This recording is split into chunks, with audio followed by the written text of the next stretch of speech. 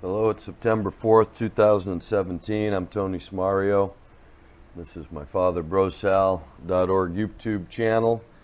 And I thought I'd catch us up with a little world news update on some of the things I'm watching going on in the world, and just to keep some flow happening over here at BroSal while we get another platform set up, which seems to be moving forward. Everything always goes slower than we hope, but sometime in the near future we'll be getting back to a serious sort of teaching and commentary, maybe even some live broadcasts. I don't know. It depends on what this platform turns out, if anyone's actually listening.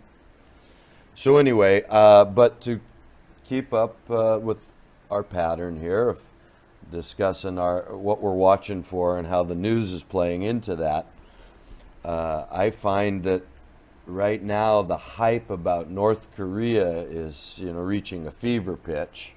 We're all supposed to really just be very concerned, right? We're talking about cutting off all aid and sanctions against everyone that does business with North Korea. And I mean, do you think if they were really a threat? They've been threatening an EMP strike for years, right? They've been, on this political stance for years. And it's interesting how only, now is it this sudden, threatening the world with nuclear, just what would happen if they were to go crazy and shoot something at Guam or Japan, the annihilatory response that we've already promised that would wipe out millions and millions of North Korean people. So when Iran starts talking about having one nuclear weapon, or when we start that meme as a scare meme, and to further that chapter of the story, it's interesting how it's so dangerous that we have to, we had to face trouble, a couple years ago with Obama. We had to all get down and work on this Iran sanctions deal, right? Because it was just too important. You can't allow those people to work on a nuclear program since the only people they really want to nuke is Israel. I mean, that's who they would nuke. Everybody around them are Arabs. They might nuke Saudi Arabia and Israel, right? But North Korea's been threatening America, Japan, all the NATO countries. And yet North Korea for years is allowed to threaten us, and now, of course, the response to it isn't just to go in and take out Kim Jong-un. The response isn't to put some sort of, heavy sanctions from years ago to sort of nip that kind of talk in the bud. No, we wait until the proper response is to flex our muscles, drop bombs on his border, threaten their people like we did Japan to start World War II. Cut them off. We're going to cut you off from everything. You'll starve to death. Your people will starve to death. So now you have to go to war with us. So that's what we did to Japan to start World War II. That's essentially what they did to Germany, to get Germany into World War II, push their people to the brink. So, that's the pattern. But when you look at North and South Korea, I don't know if the rest of you have noticed, in a world falling apart, I mean, America the Great with all our money, our levees are breaking, our bridges are, everything's malfunctioning in our country. We're told for years how our infrastructure, we can't keep up with the burden of our infrastructure because our economy just can't keep up with it. I mean, we can keep giving the bankers hundreds of millions of dollars when they make bad speculatory bets, but we can't keep up with the infrastructure. China, we're told, they have all these ghost cities that are empty, and they're, right? We're shown, Singapore, India, or other places in the world. Nothing ever looks as spick and span brand new as Korea. Does it? In the picture? I've never seen a place that looks so damn clean. It almost looks like Dubai. It looks like one of the richest places in the world to me. I don't know about you guys, but just on that visual impression, if someone were to flash a bunch of pictures by you and you didn't know what city you were looking at, I have a feeling North and South Korean cities would look like the most high-tech, clean, futuristic cities on the planet. That's kind of odd, isn't it? these backwards people that just want to nuke everybody and live in strict communism and exclusive xenophobia and all that kind of thing. They just happen to also be the most technologically advanced. So I don't buy any of that. You know, it's all signs that North Korea's our partner. The Korean Peninsula is probably what was set up after World War II as a place to work toward World War III. Build weapons, test weapons, and you keep the world away by making them a very isolationist type of country, especially the North, where, you know, sea monsters abound, all the stories that keep you away from places. They've got dictators that kill everybody that speaks out against them, and all. And it's funny, they're the super clean country of all brand new technology. They're up on the Koreas are, every time they show something in this technological AI scare, it's always South Korea, where they're putting chips in people or paying with a advanced system or some building that's been built with some super advanced technological system. South Korea. So I doubt they're going to blow all that stuff up. It seems like they're just scaring people to keep us away from Korea. It's probably one of the cleanest, nicest, safest places in the whole world to be. That's just, I don't know. It's the Orwellian, post-Orwellian nature of our world, that what they show you, what they try hardest to show you, is something you have to be very suspect of. You know, they tried very hard to tell you that cigarettes were good for you. Doctors smoke them. Famous people smoke them. You know, it was a time when women knew how disgusting it was to smoke a cigarette. They could see what the men were like, smoking their cigars and cigarettes, and how disgusting it was, how it made the room stink. Any room you went into, it made your mouth stink.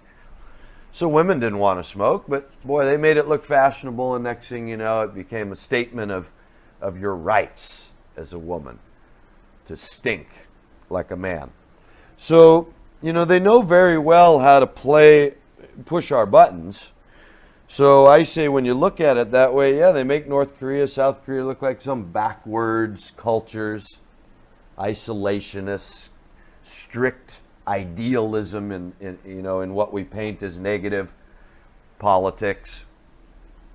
And yet, none of it could possibly be true, knowing that they're our partner, knowing they've been set up since World War II through our partnerships with Russia. The money all flows from the same place for 100 years. So something's going on in North Korea, and it ain't threatening the world, except as a false flag hoax right now. The other thing that certainly isn't a false flag hoax, but probably is on purpose, are these hurricanes. I mean, what a horrible devastation. This Hurricane Harvey, of course, the attention we're placing on Harvey, and even, I mean, it's a little absurd. I just watched something today. Two different clips, one showing all these people lined up to get water, a little case of water. I mean, look, I don't know, that much water would last 4 people about the drive home. They're all lined up in automobiles in this nice area, and they're all nice, new-looking automobiles. I mean, in other words, they didn't look like a real, person that was in need at all. They're just wherever they were was cut off from water, so they needed to get in their nice, fancy car, where they're now paying like some exorbitant rate for gas, and drive to go get a little box of water. I mean, it was just after watching some of these other scenes of what's going on in India, where these floods have just killed some 1,200 people and displaced 40 million people. Oh, but in Houston, what's Fox News showing us? Clips of elitists driving up in their nice cars to get 12 little bottles of water. I mean, wow. And then go on to show us clips of rescuing the animals. Oh, isn't that? Now, I didn't see one clip of all the poor areas of Houston where all the people are literally dying and are underwater and don't have anything to eat, right? How are we helping all these people? I know we're rescuing the animals of the elitists, and we're giving water to the elitists. in little 1 liter bottles that shouldn't even be legal to produce. These little plastic bottles that get thrown away and fill the oceans and the landfills. But we're showing clips on Fox News of lines of fancy yuppie cars lined up where 10 people, 10 public servants, right, working for the government that say whatever, FEMA search and rescue. You got 8 people standing there to hand water to yuppies driving through that can't even be bothered to park in a parking lot and walk over and pick up their own friggin' water, because the people handing water into their door could really be out helping people that need help, can't they? I mean, I thought it was just an offensive scene. To me, it's on purpose. It's there to... It's an offense, right, to the real people that are hurting. How many of these workers are having to be taken off that duty to go put hand water in the door? It was like one of them opened the door of the yuppie car and the other one handed the box of water in, and then behind them was another team waiting to open the door of the next yuppie car and hand the next box of water in. Huh. Boy, I'm sure glad we're paying for those people to help those yuppies drive to get 12 bottles of water. Man, that is just obscene. Like Joel Osteen closing his church, right? I mean, anyone who shows up to that idiot's, that white trash, voice of Antichrist church, to give him any money is out of there. I mean, really, I'm sorry, but when the writing is on the wall and you refuse to see it, if you can defend Joel Osteen, oh, nobody asked me. Yeah, okay, buddy. Nobody should show up at that church and give him another dollar. In fact, they should demand he get out of town and sell that building.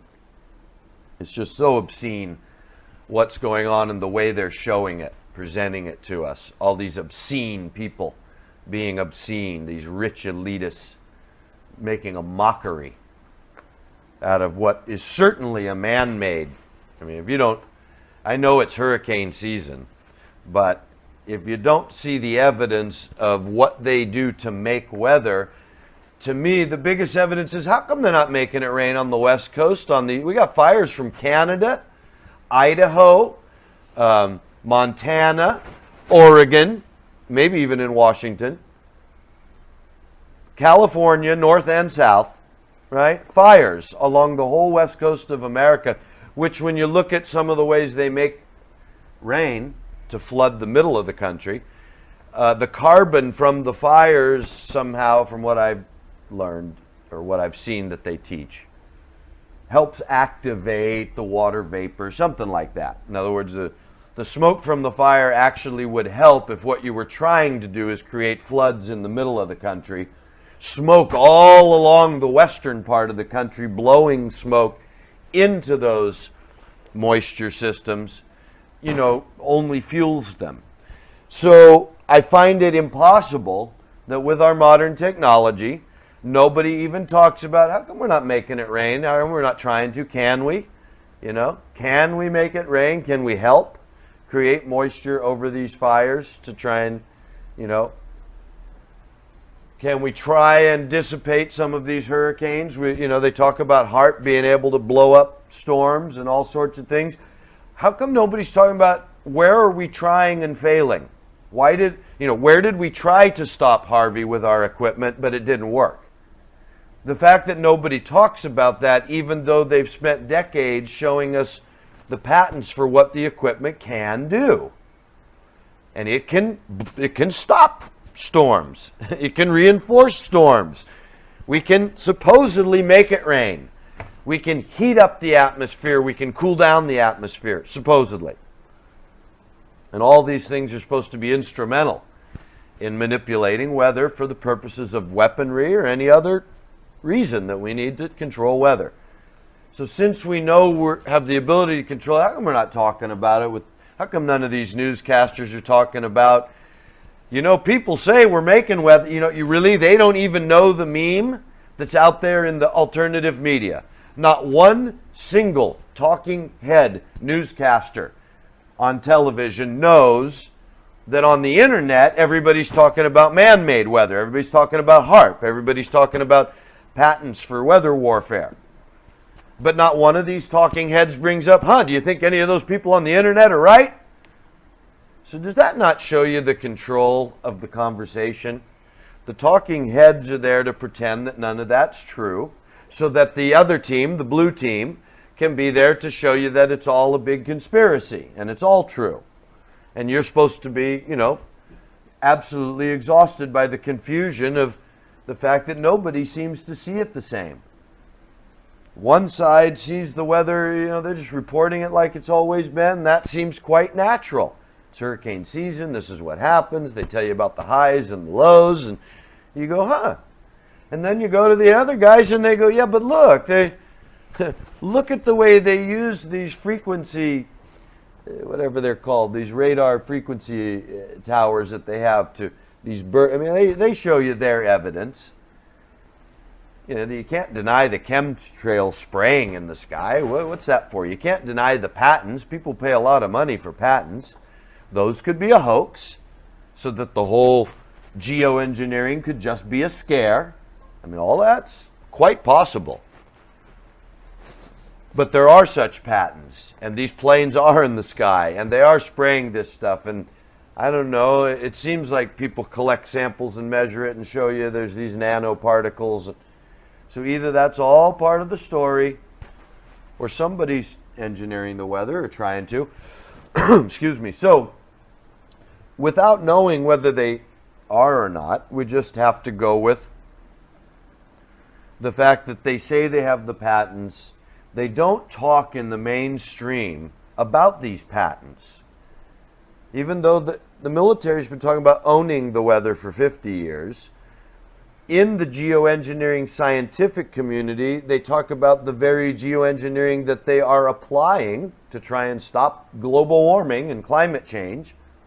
And yet, the meteorologists that talk about the devastation of severe weather, they never make a connection to whether the geoengineering's part of it or could be employed to alleviate it.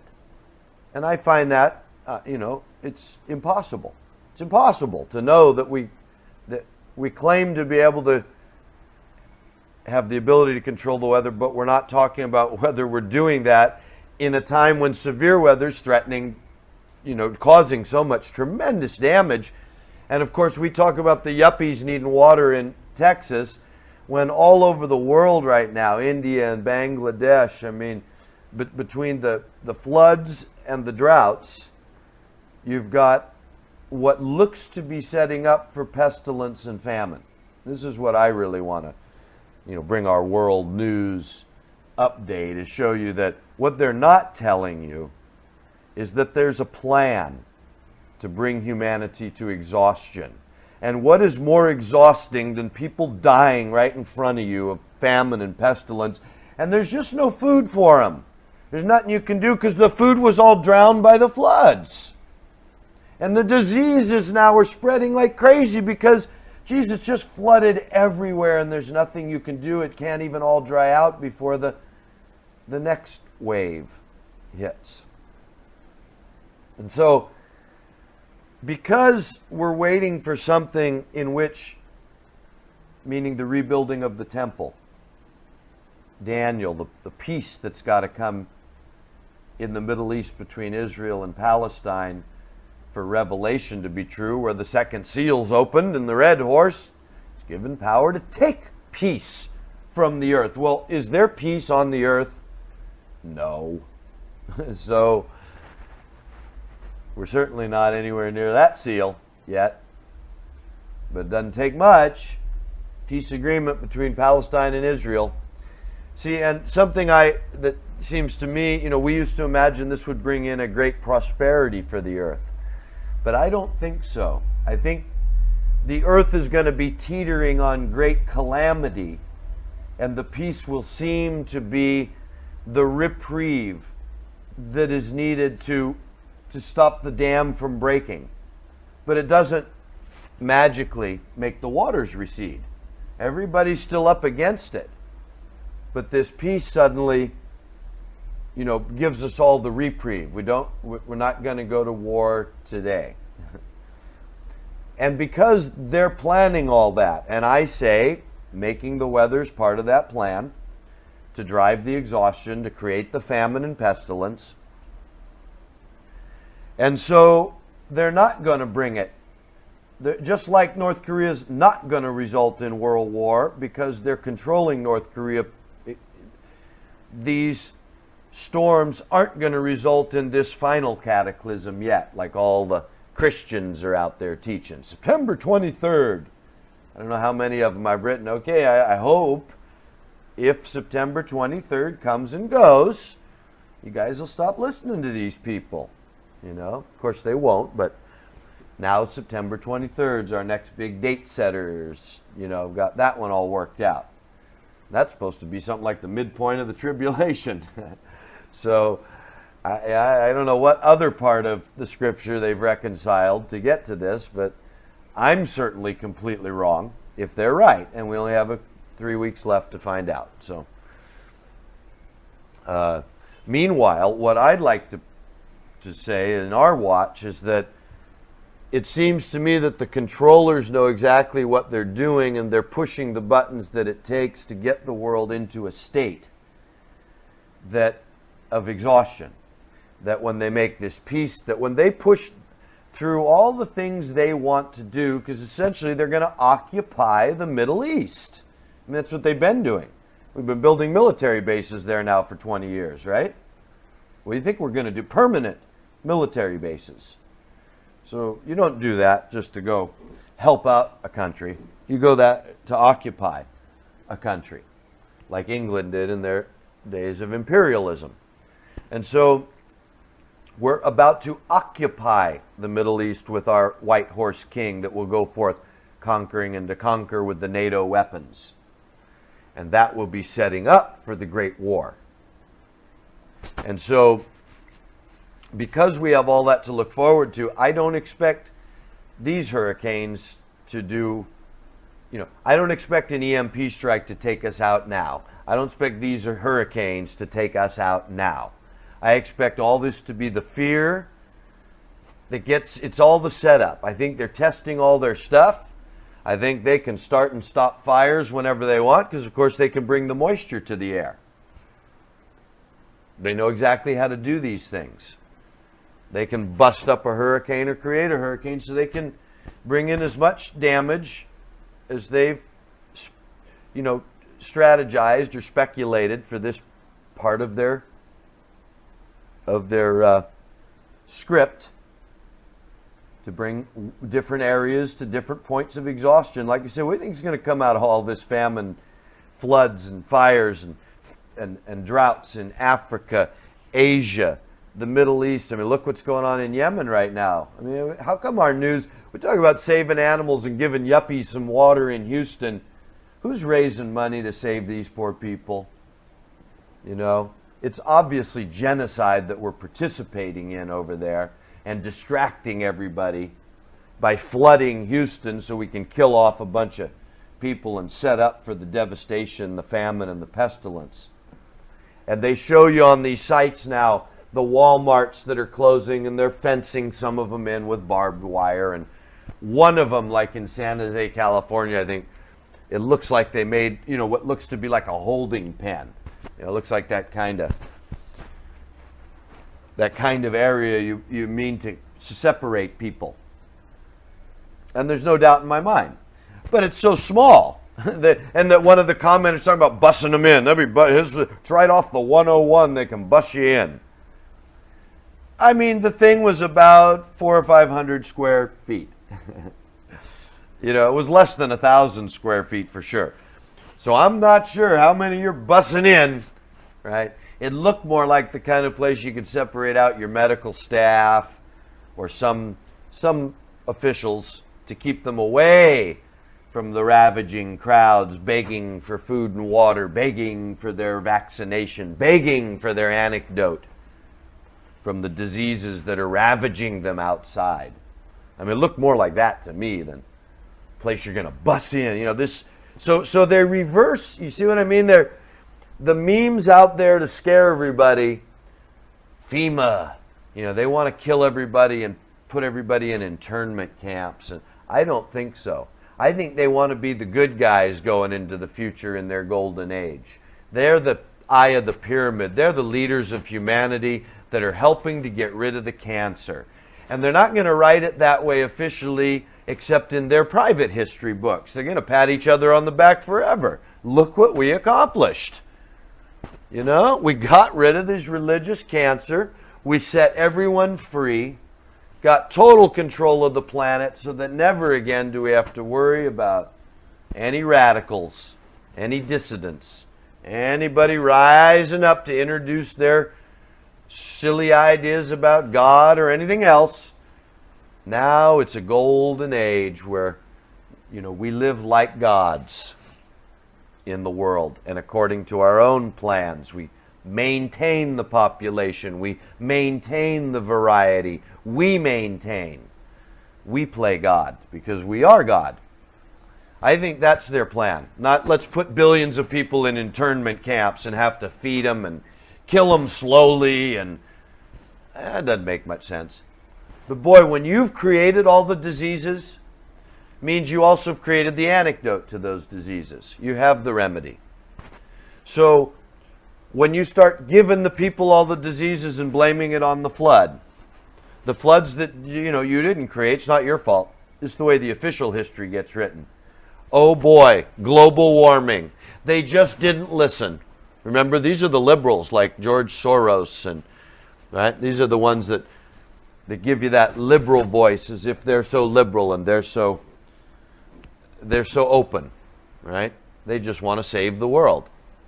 But darn it, these religious conservatives who just told them, God gave you dominion over the world. Look at what they did. Look at what they did to our world. They caused global warming, which brought all these severe storms, which was the very cause of the diseases that killed them. We did what we could. So I see that as the way we're coming into the golden age, is just like it says in the scripture, through the fire, the smoke, and the pestilence is what kills off most of the people, and the sword. So what does that say? You're going to have volcanoes and earthquakes going off, fires everywhere. Pestilence, which probably is caused by the floods that brought out all the mosquito-borne diseases that they've been planting and creating. So they can just let the mosquitoes go now and blame it on the flood, and ba-boom, ba-boom. Everybody starts dying of diseases, and the whole world blames Hurricane Harvey and all the severe weather from global warming, which is our own fault.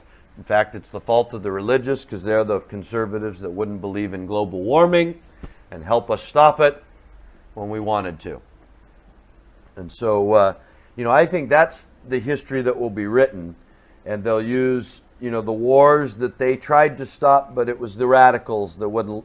It was the North Koreas ultimately, and the Irans that just wouldn't play ball. They wouldn't be peaceful. We tried. So I think that's how they have to play it in the end. That way they can also blame it on all these religious people, the Islamists and the Islamophobes, the Zionists and the anti-Zionists, and they all had to fight for their Messiah. And look what it did. They all died. They all threw their weapons at each other, and they all died. And so now what do? Right?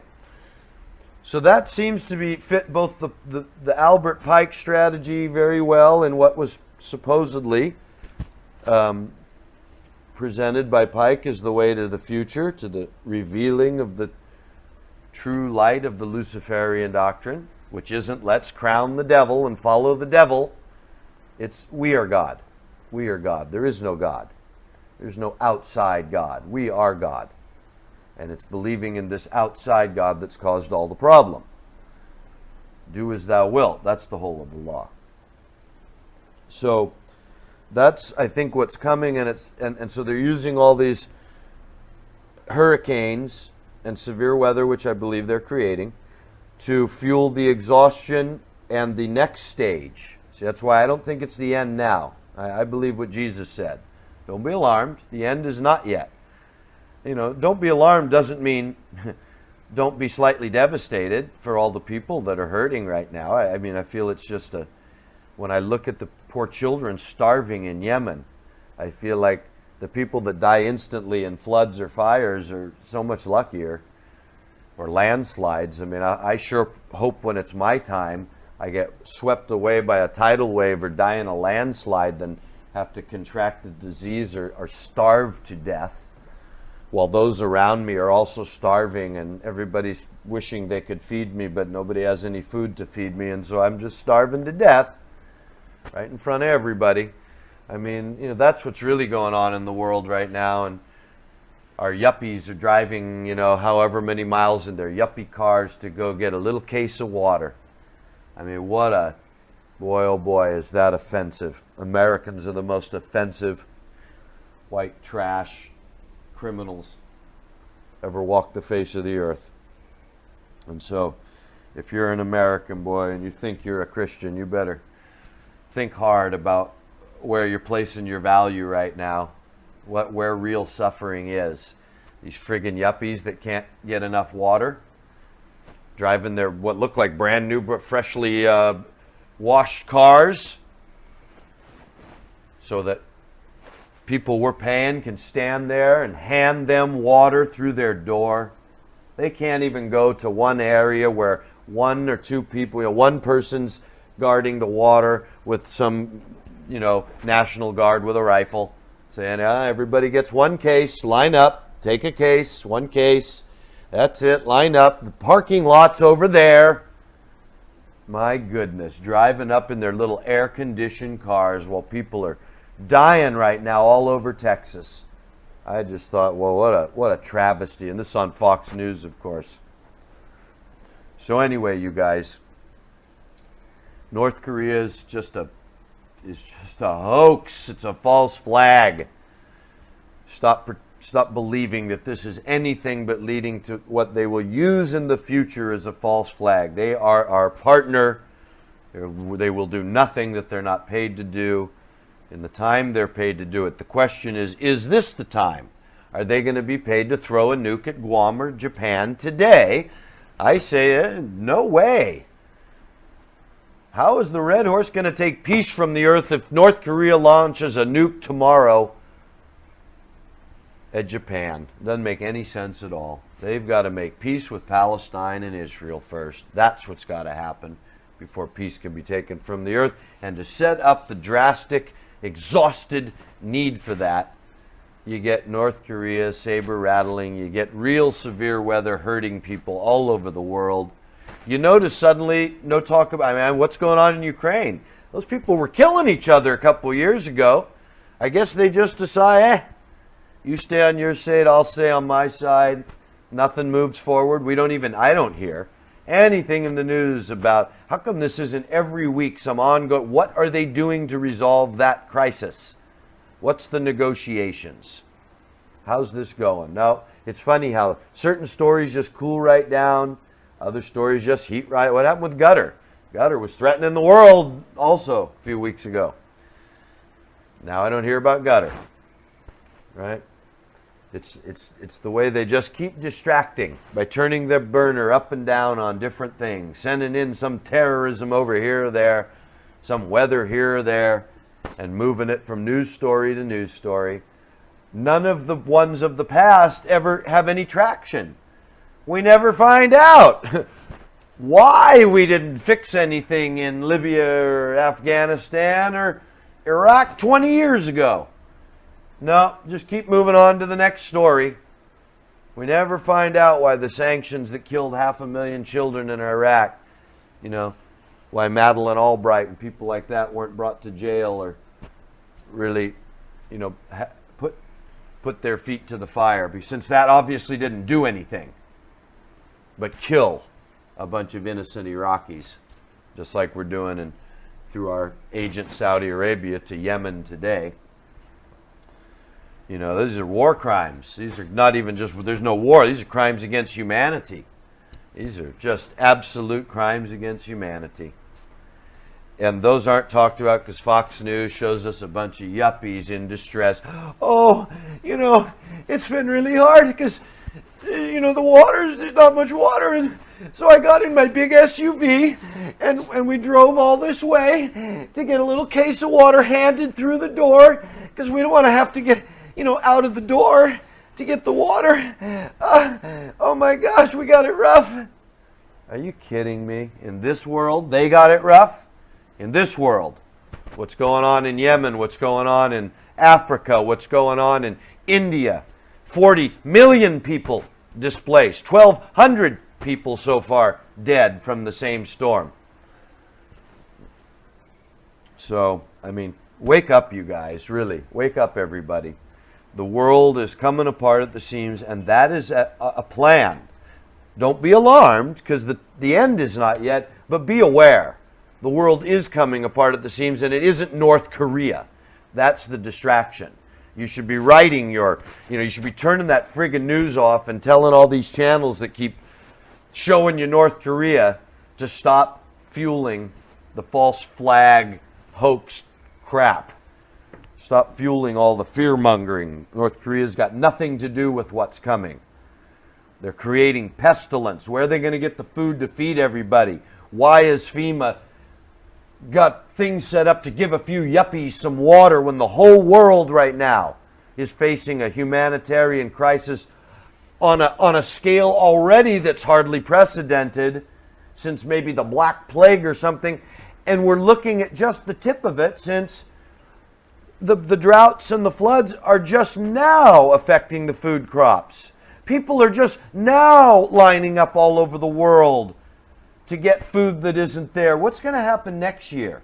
What's going to happen over the next year? So, dark times are coming. Like Scott used to say, here we are 35 years later. And those dark times are getting darker, not lighter. All these Christians, all these Joel Osteen type of prosperity-minded people better wake up. You wake up. Because you're about to face the music.